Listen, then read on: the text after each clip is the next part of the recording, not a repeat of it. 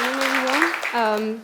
So as Erin just said, I am gonna talk to you about the research that we've been conducting at the research station for the past 2 years. For those who are not familiar with our research station, it is located 20 miles north of Madison. And so the picture that you see here was not taken there, but it's USDA and RCS representation of the soil series that we have there. It's kind of a full disclosure. We know we have very deep and well-drained soil with 4% organic matter.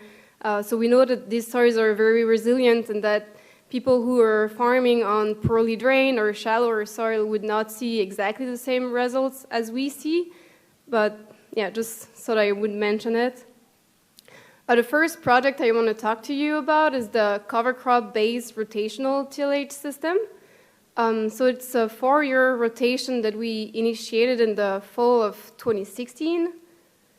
And so what you see here is, this is one field and we have 4 of them like that. They're 6 acre each. And so on every field we have one crop of our 4 years rotation. So it starts with a year of fallow, and what I mean by fallow is just cover crop, so nothing gets out of the field for that year. And it kind of represents what a dairy farmer would have. He would have alfalfa instead for 3 years, but we don't have enough fields to have a 3 years alfalfa, and also we wanted to be representative of what a small grain grower would have and doesn't necessarily have a market for alfalfa. So yeah, we have 4-year rotation with fallow, followed by small grain, followed by corn for silage, followed by soybeans. So everything is built around having these no-till soybeans in the rotation. This is why we use corn for silage, and this is also why the small grain doesn't come right after the soybeans, because of that contamination of the subsequent crop by volunteer of the cover crop we use for the soybean. Then we just put the fallow right after, so we kind of want to dilute that impact. And yeah, manure is our main source of nutrient at the research station. So over the past 2 years, we've been trying a bunch of different cover crops. Some of them are the same every year. This is the case for Aroostook and Spooner rye. And NE 426 GT triticale, we also had it both years. In 2017, we had another variety of triticale, which is called 815. We had a lot of winter kill. Not a great success with that variety, so we discontinued it. And in 2018, we tried a variety of wheat, Emerson. So the reasoning behind that was the problem of the regrowth, thinking that if a farmer wants to grow wheat after, then why not try to use wheat as a cover crop? So if there is any regrowth, it's not that big of a deal. And we also always have a no-cover control to compare it to. For the planting strategies, as Erin already mentioned, we tried early and late planted both years. So as a reminder, the late planted is the most common strategy, which is planting at crimping. And the early planted is the other strategy when you plant at boot stage, 15 to 20 days before anthesis. In 2017, on that side of the field where we had all the early planted treatments, we tried different termination strategies. So one of them was to only focus on the rye and go and crimp when the rye reach anthesis, doesn't matter the stage of the soybean. And the other one was to wait a little longer so the soybeans were a little more developed. And we thought that we would make too much damage by going too early. But we didn't see a big difference between these two treatments, so we stopped that as well. The other thing we tried in 2018 was comparing drilling and planting, because a lot of farmers always ask me if it would be better, easier to drill, because they don't necessarily have a planter and they don't want to invest in a planter. So we decided to try that on the early planted treatments only. And the last thing we tried this year was to use different closing wheels. So the reason why we did that is to optimize the emergence. So by having a better furrow closure, having better seed-to-soil contact, we wanted to improve the stand count. So the 3 closing wheels that we tried are one from Yetter Farm Equipment, the 6200 paddle. We also tried the Martin Spikes from Martin Till and the M-Series curve tine from Dawn Equipment. We didn't see any impact on the stand count in 2018, but we're going to try that again next year. This is a little busy slide, but just some words on the climate that we've had in 2017 and 2018. So the axis on the left is the temperature in Fahrenheit. The axis on the right is the rainfall in inches. And what you see in plain blue is the rainfall of this year. What only has the border is the normal rainfall. This is average between 1971 and 2001, I think. And so and also the same for maximum air temperature. The full line is the temperature of the year, and the discontinued line is the normal. What we see in 2017, the month of April was extremely wet. And another thing that you can notice here is the minimum air temperature stayed very low in 2017 compared to the normals. And even though the maximum air temperature got as high as it usually does, we didn't have that many growing degree days per day because the temperature was going low at night. So that's all for 2017. 2018 was another interesting year in terms of climate. So the months of March and April were on the drier end, and then May and June we had, you can see the difference between the year and the normal. This is double the amount of rain that we usually get. So a lot of rain, a lot of moisture, and another thing in the temperature, the temperature were lower in April and higher in May. So there is that big difference between April and May, and that had a huge impact on the cover crop development.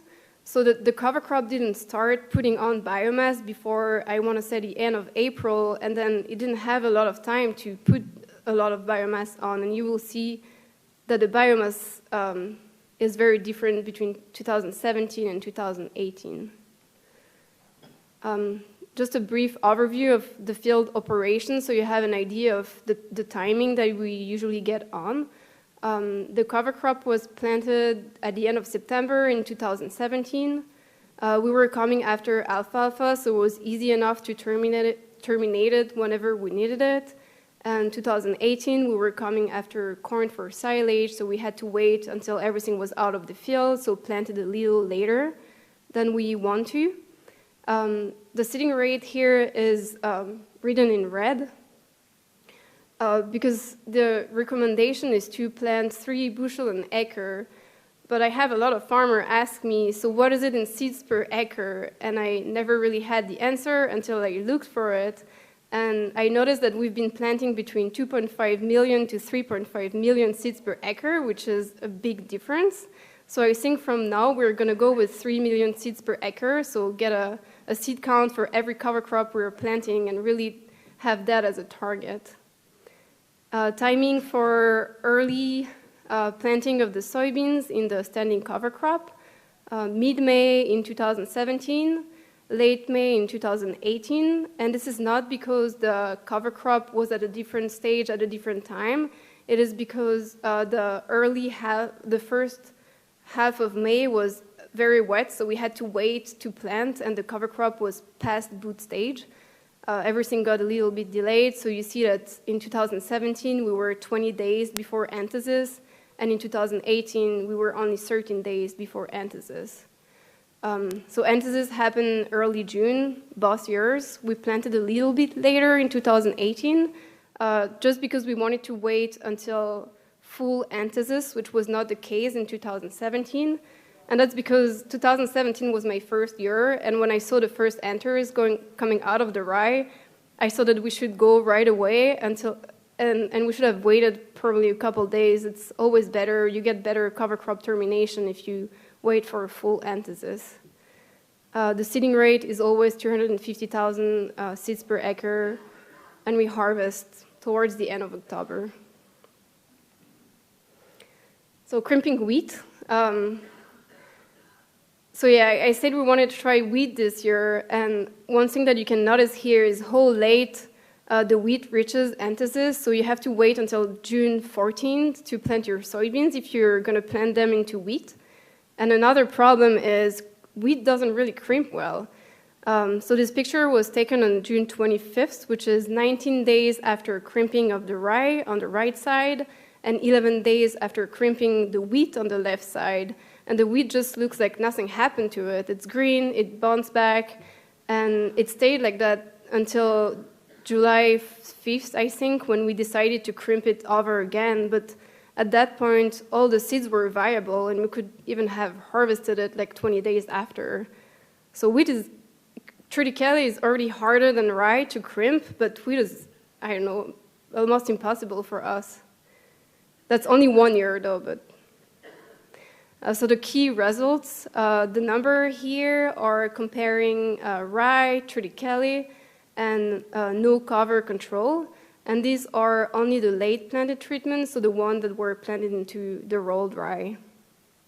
So looking at the biomass, as I already mentioned, the biomass was much higher in 2017 compared to 2018. We had almost half of the biomass in 2018. And two things here, so probably the fact that April was very cool, so it didn't put biomass early enough. And also the planting date was a bit delayed, so the first year we planted second half of September and the second one early October. For the stand count, our stand count was better in 2018 than in 2017. So that's also another climate-related thing. I think the ground was much warmer in 2018 when we planted everything, so the soybean emerged right away. And in 2017, since the temperature were still cool at night, it took forever for the soybeans to get out of the ground, and the stand count that we got at the end was much lower. And then comparing the different treatments, so the bare ground treatment always has a better stand count than the no-till treatments. And if you compare rye and triticale, the triticale had a poorer stand count in 2017, but in 2018 they were very comparable. Looking at the wheat biomass, so we do it in the row and between the rows. Very good weed control on the control treatment in 2017, barely any weeds growing there because we could go out in the field and do the mechanical weeding as much as we needed. It was not the case in 2018 because of all the rain we had. So you see how much wheat biomass we had in the row in the controlled treatment here in 2018. And what you can see is, if you look at the wheat biomass in a rustic rye, it is a little over what we had in the control treatment in 2017, but it is lower than the control treatment in 2018. And triticale had a lot of weeds in 2018. It was actually okay in 2017, but what you see is that a rustic rye gives us consistently good weed control. Going to the yields were lower in 2017 compared to 2018, probably because of these cooler temperatures again. And comparing the different treatments, we get comparable yields between the no cover control and the rye treatment, and the triticale is always a little or a lot behind them. And the last line here is so that's the number of volunteer from 2017 that we found in the small grain that we grew in 2018. So this is from 2017, but this was counted in the oats and barley that we had following the soybeans. And you see how a rustic rye can have a lot of regrowth. So this is, 2,000 heads per acre. It's kind of hard to realize how big of a contamination it's going to be in in your load of wheat, but it's much higher than after triticale. Another thing that we've been noticing is nodulation, and the rooting system is very different between the control treatments and the no-till treatments. The number of nodules per plant is always lower in no-till conditions. Doesn't matter what the cover crop is, it always lowers the number of nodules. And if you look, so on the right side, this is a rooting system of a soybean planted into bare ground, and you see how many fine roots you can see and how many nodules you can see on the fine roots. And on the other side, this is a rooting system of a soybean planted into triticale. So there are much less fine roots, and you don't really see many nodules on it. We don't know yet why and what are the consequences of that, but it's something that we've been noticing 2 years in a row. Here, the table is comparing early planting versus late planting, again, 2017 and 2018. So the stand count was lower in the early planted in 2017. It was very comparable between early and late in 2018. Again, I think this is all due to the temperature, so the cooler spring in 2017 was not very beneficial for early planting, and the warmer temperature in May in 2018 were very helpful for that. As far as weed control, again, 2017, the early planted treatment didn't do very well, and in 2018, they were very comparable. The same for the yields, lower yields in the early planted treatments in 2017 and comparable in 2018. And the volunteer, so it looked like from the 2017 cover crop, we got much more regrowth the subsequent year after early planting rather than after late planting. And here you see the picture shows some soybeans growing into the standing cover crop. So comparing planted and drilled, so this is all on the early planted, but this is 2018, so both the early and the late performed pretty similarly. And so the stand count was very similar in the drilled and the planted treatments. What I want to show on the picture is when I was walking in the fields, I had a feeling that the drilled beans had much more branching than the planted beans. So what I have on the right is a drilled bean, and it has 3 branches, and a planted bean that only has 1 branch. This was just a visual assessment. We didn't really do like a count of number of branches in the planted versus the drilled, but we counted the number of trifoliate leaves, and this is not significantly different, but we had a little more leaves on the drilled plants than in the planted plants. For the weed biomass, this is pretty surprising because I feel most of the farmers who ask me, what about drilling, they kind of hope that the canopy closure is going to happen much faster and then you're going to have better weed control, but this is not what we observed. But this is 1 year of data. It doesn't mean that you're never going to have better or comparable weed control with a drill treatment, but just 1 year, it didn't work. We didn't have better weed control. For the this line, the regrowth, so this is, there was a lot of talking about that this year on the listserv. What I call regrowth are the new tillers that come up after crimping, so they're green, and they're just like, coming back from the crown after you plant and crimp, and there were much more of that in the drill treatments than in the planted treatments, and my hypothesis here is that the driller has much more disturbs more in many different points. And so the crown, when it's disturbed, it puts out new tillers.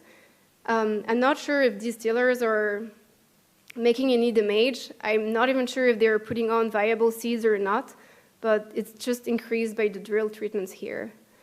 And finally, the yields, but I put a star here because I don't think they should be compared. the planted treatments were harvested with a plot combine, so you really get every bean that you can with that combine. And the other treatments were harvested with a gleaner combine, which we could not really set as close as we wanted from the ground, and there was a lot of soybeans getting out of it. So the yields are probably underestimated on the drill side, and I think they were fairly similar. Mowing between the row. So Joe Bassett is talking later today, so maybe he's going to mention that, but they brought up their row mow prototype on July 3rd, and we could try mowing between the soybean rows. And you see it does a very good job cleaning up the field. And I know that after they came, they were thinking about being able to row between the rows and above the rows. And I've heard a lot of people talking about that yesterday night. And it seems to me like it's a very good plan B, and you could cut the heads of the weeds at least so you don't increase your weed seed bank if you have a very weedy field or just, yeah. So the second project that we had this year was the no-till soybean variety trial. We had 3 different varieties of soybeans. They were all 1.7 maturity group. One of them was from Albert Lee, the other one from Blue River, and the last one from Blue Stem Farm Supply. We planted them in Spooner Rye and in NE 426 GT triticale and in bare ground. So the picture here are soybeans in the triticale. The picture was taken 20 days after planting. Again, I feel like I'm advertising for Dawn Equipment Company, but they gave us a lot of equipment this year that we could try, and that was very interesting. I'm not going to compare the Rodell roller crimper to the Dawn roller crimper here, because these are 2 different studies.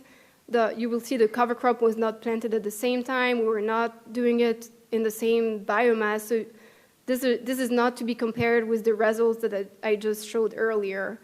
But we used their roller with hydraulic down pressure, and I think it did a great job terminating bust rye and triticale. The results for the variety trial. So as I was saying, we had much more biomass in that trial than in the other ones. So again, we cannot compare the equipment here because it's very different settings. Planting date was very similar, early June. And if we compare all the 3 varieties, then we see no difference. Last year we had a variety trial, but we had different maturity group, and that played a big role. That changed the yields a lot, but having the same maturity group planted in these 3 different settings, we still had the same yield and the same stand count. So what was playing a huge role here was the cover crop more than the variety. And one thing that is interesting here is if you see the stand count in the Spooner Rye, it is much lower than what we had in the bare ground and in the triticale. But even with that, the yields was the same as in the tilled ground, and the triticale was lower with a higher stand count. So I just made up that number, which is the number of bushels produced by 10,000 plants.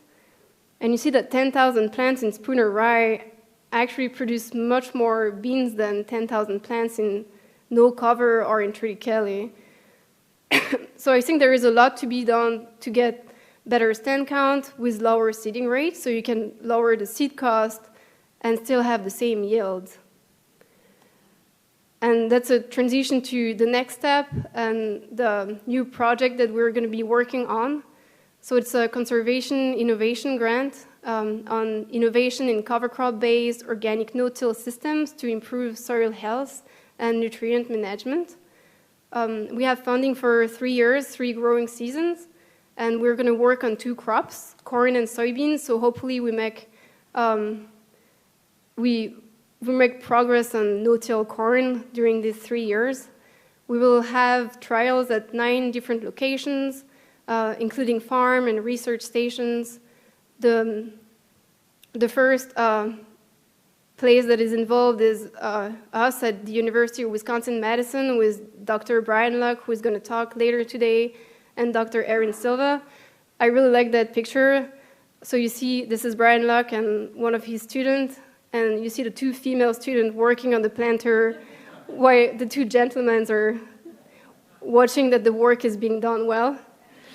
So it's a good team. And in Wisconsin, we have two different research stations involved, Arlington and Marshfield, so a little bit more up north. And we have 4 farmers that are nice enough to do the trial with us, so 4 different locations, Grand Marsh, Cuba City, Evansville, and East Troy, Wisconsin. And then we have Jeff Moyer, who is also involved in that project, so the Rodell Institute is also running the trial, and Dr. Kathleen Delatte in Iowa State University is running the same trial. So what we're trying is different ways of terminating the cover crop. So we have different planting dates, earlier and later. And then we're going to compare the Rodell roller crimper and the Dawn roller crimpers. And we also are going to have a combination of both the Rodell and the Dawn roller crimper. And the last way of terminating will be with a mower and a tether, because we've never, maybe Erin tried that in the past, but we didn't try it at all for the past 2 years. And there's a lot of interest in mowing, I think. And another thing we will try is to have the roller crimper followed by a flame weeder to have an even better termination of the cover crop.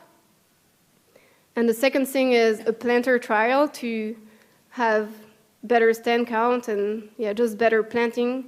So we will try 2 different closing wheels with or without row cleaners, and different type of coulter, straight or wavy coulter, and heavy or light down pressure.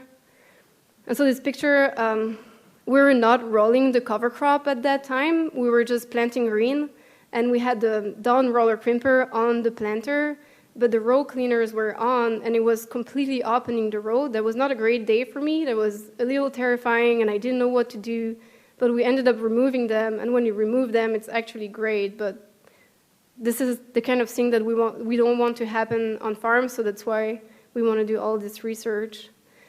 And the other project that we're involved in is a SARE grant. So the goal is to make a tool for adaptive management of cereal rye in no-till organic and conventional soybeans. So the University of Illinois, as well as USDA in Illinois and Purdue University, and other nonprofit and consultants are involved in that project. And we want to model the variability in cereal rye biomass across different regions and different growing conditions. So this is an example of this year. So planting the soybeans on October 2nd, the rye, sorry, on October 2nd, and planting the rye on September 15th. You see how big of a difference you get on April 25, and so how much more biomass you can get if you plant 15 days earlier.